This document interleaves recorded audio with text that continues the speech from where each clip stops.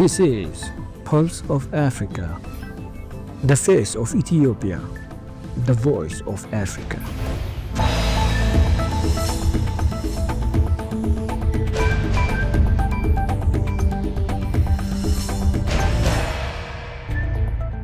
Hello viewers, you're watching Pulse of Africa. I'm Jalani Tesfaye for the main news. First, our top stories for today. President Ruto in China for state visit. Morocco to build new airport in Casablanca. Ghana plans new refineries and petrochemical plants. World leaders set to attend Pope Francis's funeral. Now, the news in detail. Kenyan President William Ruto arrived in Beijing for a 4-day state visit at the invitation of Chinese President Xi Jinping. The visit aims to strengthen cooperation in trade, transport, and technology. We seek to deepen and broaden the historical, economic, and cultural ties that have defined the cordial relations between Kenya and China over the years, Ruto said on X. Kenya and China have maintained strong bilateral relations for decades, marked by growing economic cooperation and infrastructure development. Now to Morocco. Morocco is planning to build a new civilian airport in the northwestern Atlantic port of Casablanca as part of a massive national logistics expansion program, the Arab country's transport minister has said. Abdul Samad Gayu said the new airport would cost nearly 28 billion Moroccan dirhams, or $3 billion, and would be linked by a new road network and high-speed trains which are being developed for the 2030 World Cup Games. The project is also intended to cope with planned expansion of the national airlines. Shifting to Madagascar. Madagascar will host the Indian Ocean Commission Summit in Nosy Be on April 24, 2025. The COI Summit will bring together heads of states from island nations, including Comoros, Seychelles, Mauritius, and Madagascar, with a focus on food self-sufficiency and regional development, as well as climate resilience, sustainable development, and regional security. The summit also offers Madagascar a platform to highlight its agricultural initiatives.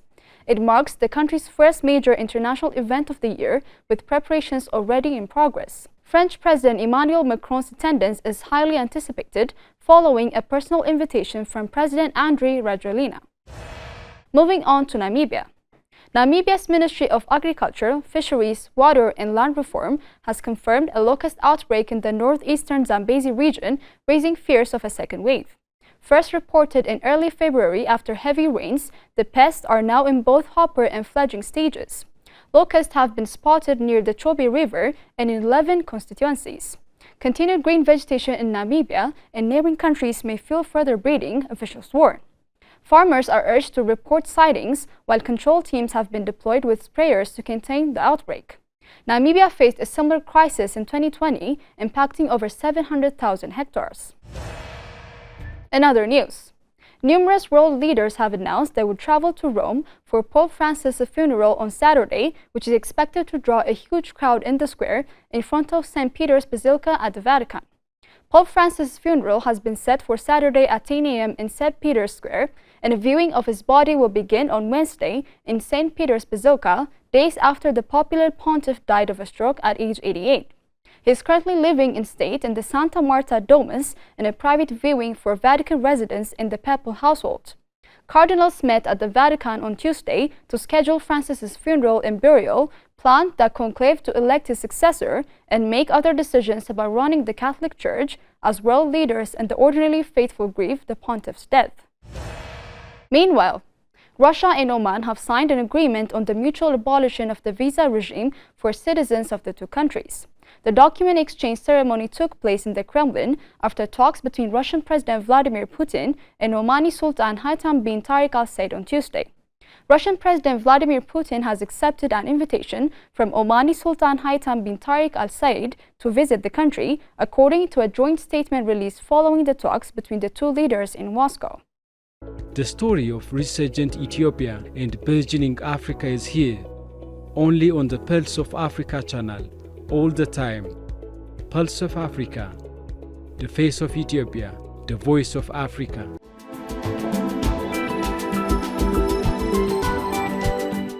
Turning to business news.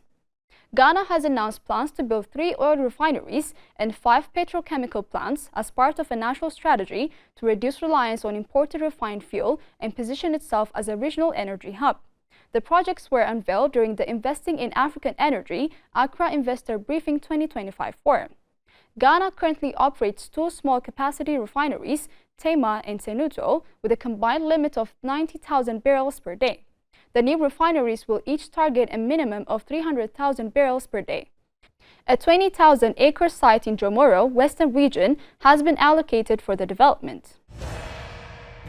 Finally, the International Monetary Fund slashed its 2025 forecast for global growth on Tuesday, citing the increased risks and cooling effects of U.S. President Donald Trump's tariff policies on the world economy.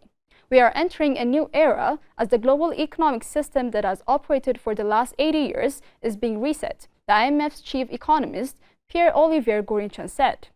The IMF's projections, which incorporate some but not all tariff measures introduced this year, see the global economy growing by 2.8% this year, 0.5 percentage points lower than the previous World Economic Outlook forecast in January. Global growth is then forecast to hit 3% next year, down 0.3 percentage points from January. Before concluding, let us provide you with the latest updates on global commodities prices.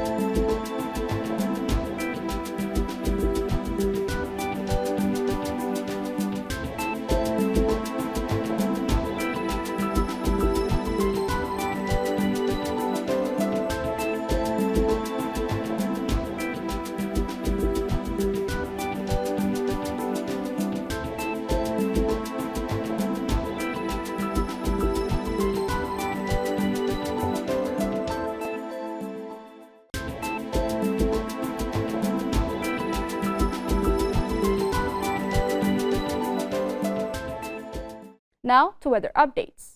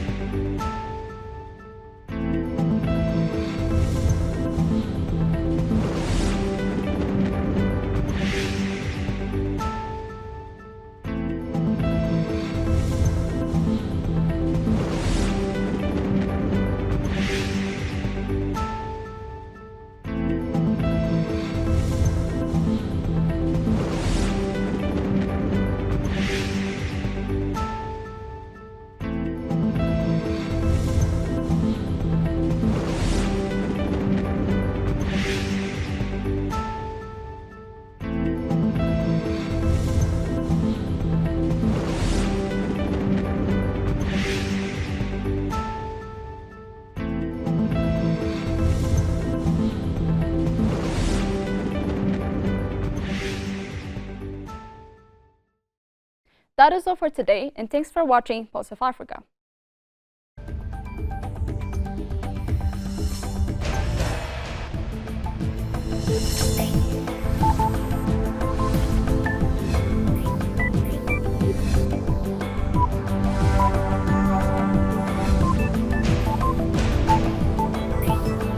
This is Pulse of Africa, the face of Ethiopia, the voice of Africa.